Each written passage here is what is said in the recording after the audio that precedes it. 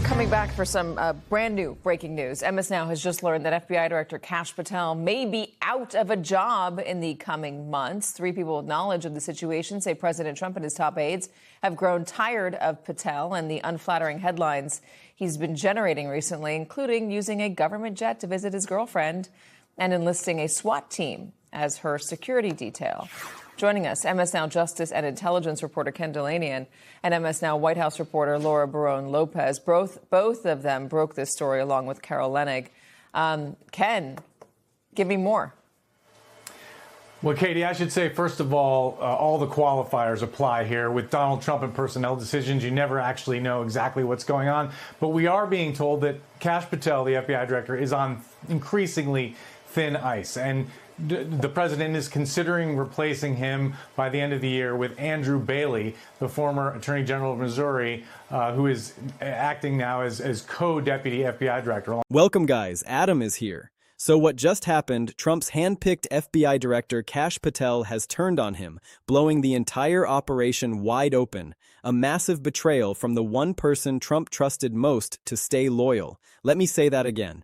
Kash Patel, Trump's own FBI director, the guy who was supposed to protect the president at all costs, has either deliberately leaked or carelessly allowed to leak encrypted text messages between himself and the president of the United States. I will agree that I definitely take issue with a number of decisions that Donald Trump makes, especially when it comes to the people that he decides to appoint to very important positions, including this one, because I did have to make sure that I wasn't going crazy.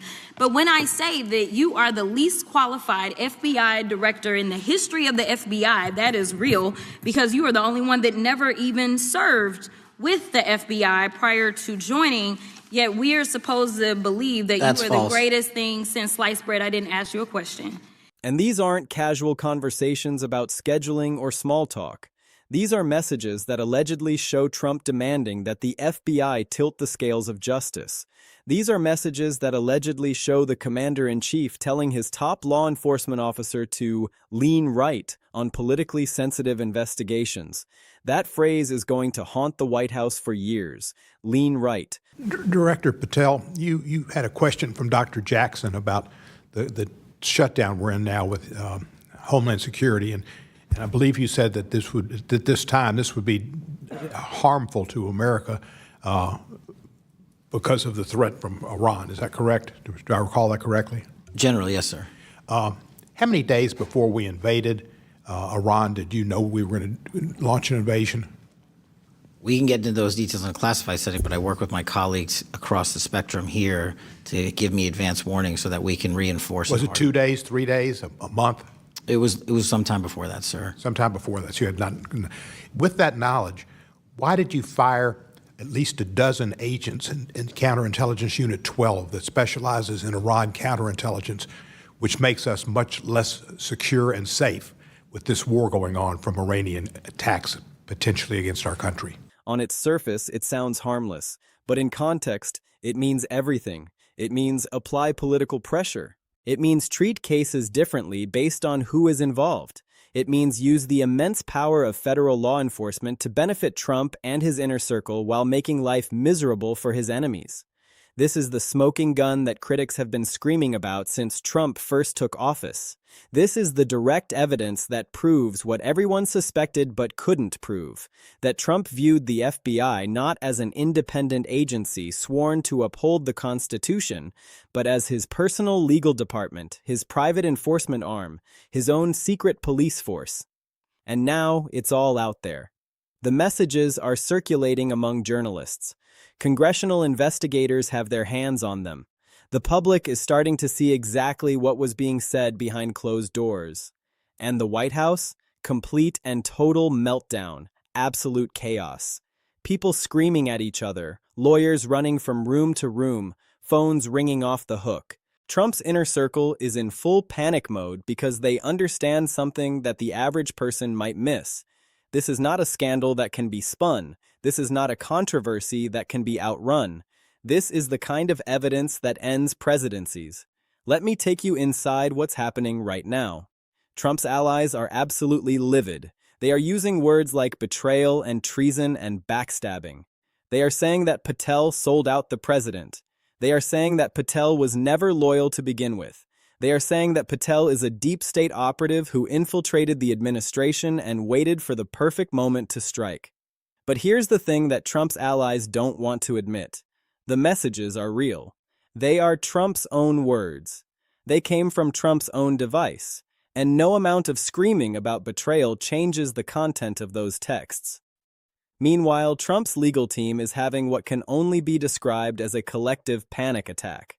Because these messages allegedly show Trump doing exactly what prosecutors have been trying to prove for years, attempting to obstruct justice, attempting to politicize federal law enforcement, attempting to use the machinery of government to protect himself and punish his political opponents. These are not vague accusations anymore. These are specific instructions captured in writing. This is the kind of evidence that makes defense attorneys wake up in a cold sweat at 3 in the morning. And on the other side of the aisle, Democrats are practically giddy. They have been hunting for something like this for ages. They have been demanding accountability. They have been calling for investigations. And now, finally, they have what they need. Democrats are saying that Patel finally did something right.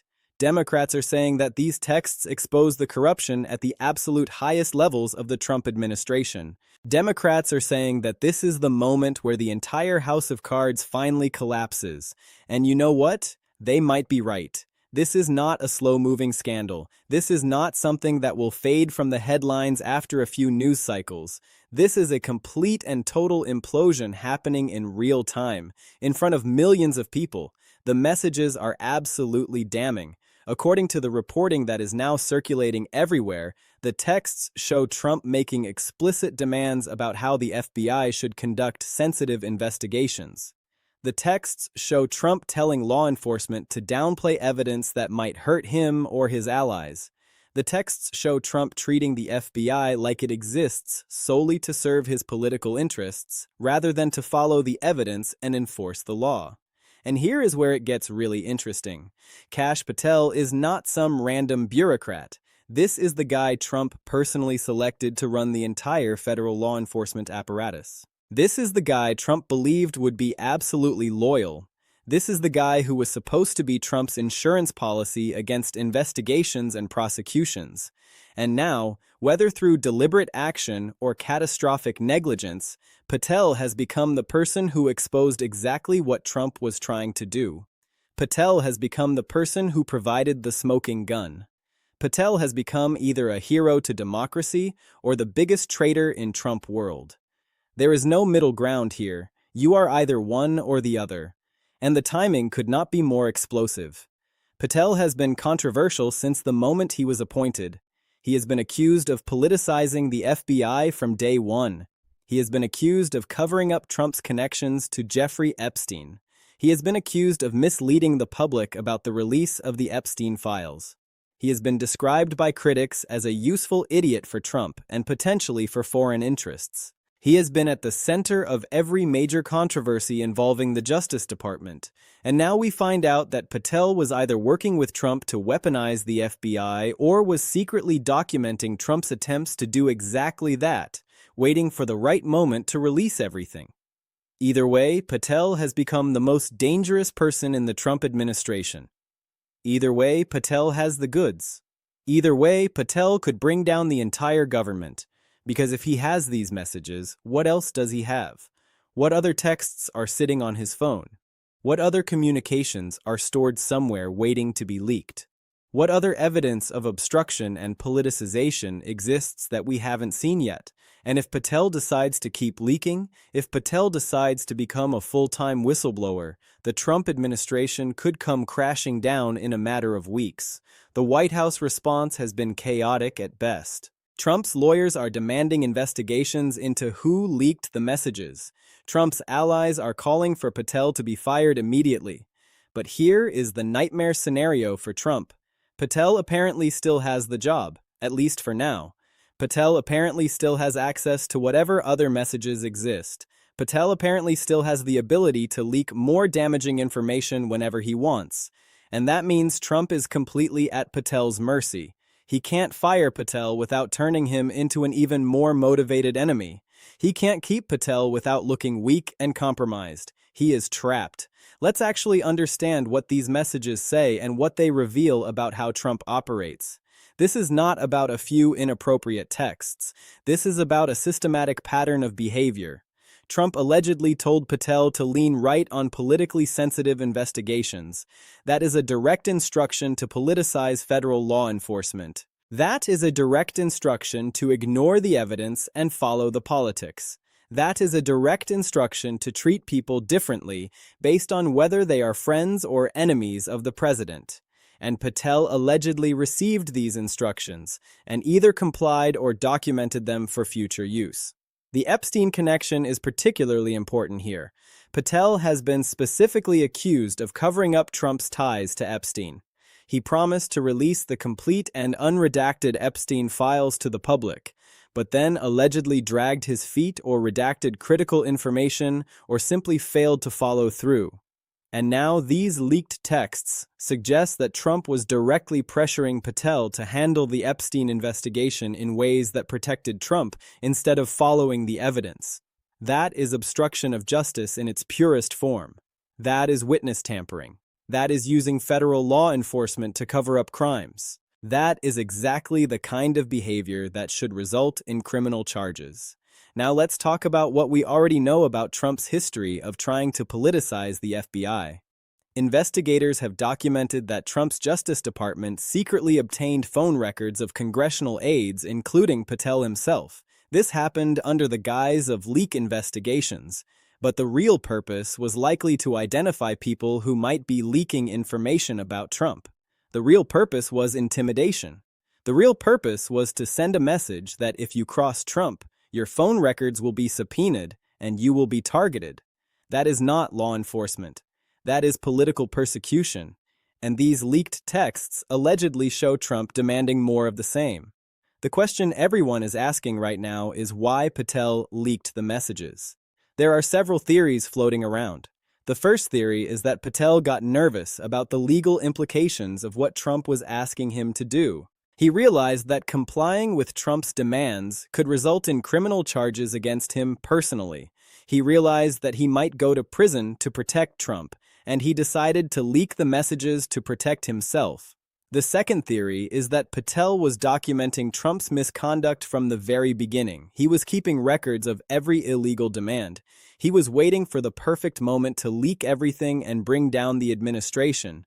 The third theory is that Patel had some kind of falling out with Trump. Maybe he was fired or demoted or insulted, and he decided to take revenge by leaking the most damaging information possible. Whatever the reason, the effect is exactly the same. Trump's attempts to politicize the FBI are now exposed. Trump's demands that federal law enforcement act as his personal weapon are now documented. Trump's obstruction of justice is now on the record. And there is basically nothing Trump can do about it at this point. The messages exist. They are in the hands of journalists and congressional investigators. They are going to be analyzed and debated and used as evidence. And Trump cannot put the genie back in the bottle. This also raises major questions about Patel's true motivations and background. He has been described by critics as a useful idiot for Trump and for Russian and pro-Trump interests. He has been accused of shielding Trump from scrutiny over his ties to Moscow. He has been accused of allowing the politicized handling of counterintelligence cases. And yet now he is apparently the person leaking evidence of Trump's misconduct. It is a complete reversal. It is a complete betrayal of everything Trump thought he stood for. And it raises the question of whether Patel was secretly working against Trump all along, or whether something changed that turned him into a whistleblower. The cybersecurity angle is also worth discussing. There have been confirmed reports that hackers linked to Iran breached Patel's personal email and leaked private photos and documents.